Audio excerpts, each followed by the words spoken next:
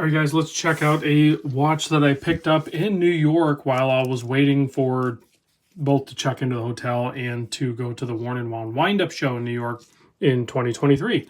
I was hanging out with my buddy Greg, and we had time, so we walked down to Times Square, and we waited. We were able to get pretty much whatever we wanted. Ultimately, Greg, I think, picked up a moon swatch and one of these 50 Fathoms. He picked up, I think it's the green one. I forget what ocean it is, but I picked up this guy. This is the Arctic Ocean. I mean, technically it was my second choice. I think Antarctic was my first, but that one had sold out. Comes in this nice simple box, has a bunch of details about the particular ocean. That is the colorway that you picked up. Retail price $400 plus the sales tax of wherever you're picking it up at. In my case, it was New York City, which is, I have no idea, probably a lot. And then inside there is actually this nice little case. It's a nice zipper case, and way nicer than what the moon swatch came in. Like, this is good job. Proud of you. And actually, so is the watch. The watch is actually pretty nice for being a swatch. I mean, keep in mind, it's a swatch. And yeah, it's $400. It's still a lot of money for a swatch. But I think they did a pretty dang good job, considering it's a collaboration with Blancpain and the 50 Fathoms, and it's near 1-to-1. It probably is a 1-to-1 of one particular model. The size of it, which basically up top, it's like 42 mil wide. You can see the case kind of bowls down. It's 42 by 47 lug to lug. The thickness is like 14.5 mil thick, and then you have a 22 millimeter lug width. You have a 7.4 millimeter crown. It is a push-pull crown, keeping like 90 meter water resist right in there, 91 or something like that, something weird.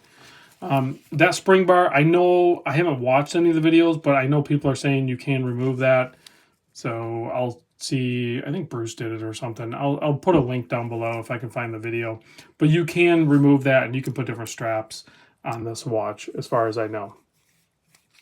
So this one being the Arctic, for some reason they just went with this colorway. It's a beige with like kind of a orange colorway, which, I'm not mad about. The orange looks great. And I really liked this one and the other one that I was looking at. Both are the two no-date models. The other ones have dates.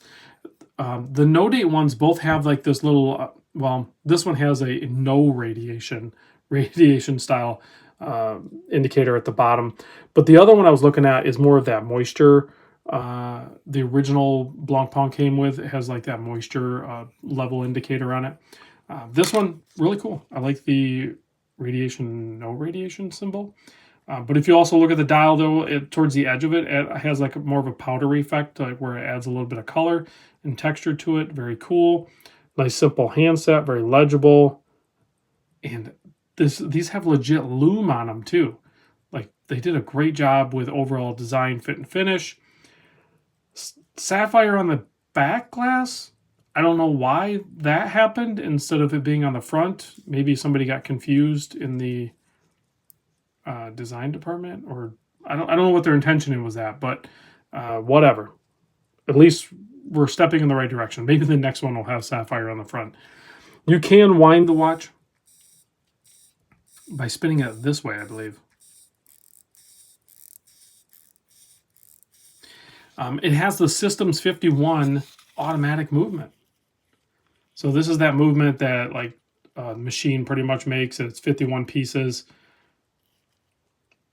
Not sure if it's serviceable at all, is my only concern. It does look like maybe the case back, I don't think it can be removed. I can't tell. I don't feel anything there. So I'm not sure if these are just going to be disposable watches. Most swatches are licensed to explore ocean. What does this say here? Protect your love. Immerse yourself. 91 meters, yeah. 300 feet. Passion for diving. So, again, anyone's going to take these diving. I doubt anyone will even take these snorkeling. What does that say right there? Swiss ETA. That's cool. It has a lot of little details to it. It's a very good looking watch. It's well done. Has a nice bezel action.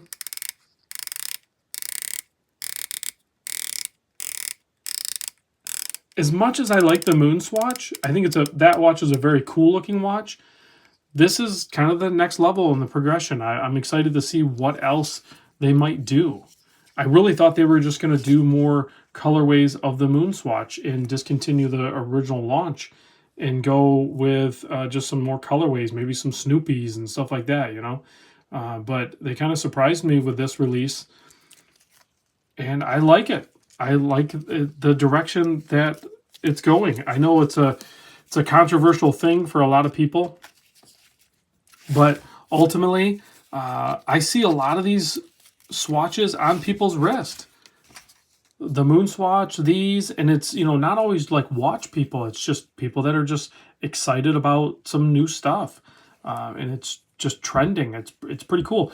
I like this floating keeper here. This is a really nice, soft, comfortable NATO style strap. It's actually made from recycled fishing nets. So I don't know. That's a very comfortable NATO style strap. I'll put it on wrist. I'll show you. Like, I wore it after we left the picking it up. I wore it for a little while, and it was extremely comfortable. And I'm not typically a NATO strap kind of guy, but this one is very comfortable. I'm not mad about this one at all. So there you go. Here it is on my 7 1/4 inch wrist. I think it works great. I think it looks great. So if you're into these, you know, go for it. If you're not and you're a hater, then yeah, I mean, good on you. It's just a watch, guys. It's $400. It's fun. They're collectible. I don't know what they're doing. I haven't even looked it up on the secondary market. I just kind of bought it because we were there and I knew I wanted to like see it, check it out, and video it. And then I wasn't sure what I was going to do with it from there. I'm still not sure. But the more I look at it, the more I check it out, I really dig it. You know, does it fit into my collection? No, not really. I have a bunch of other watches that I would much rather wear versus this, but I can still appreciate it. And I have no regrets picking it up to try it out. And who knows? Who cares? Whatever. I'll probably get my money back on it. I don't think these are a risky proposition to buy. If I'm not mistaken, I think they hold their value pretty well right now. And they have legit lume. Check out the lume. Who would have thought?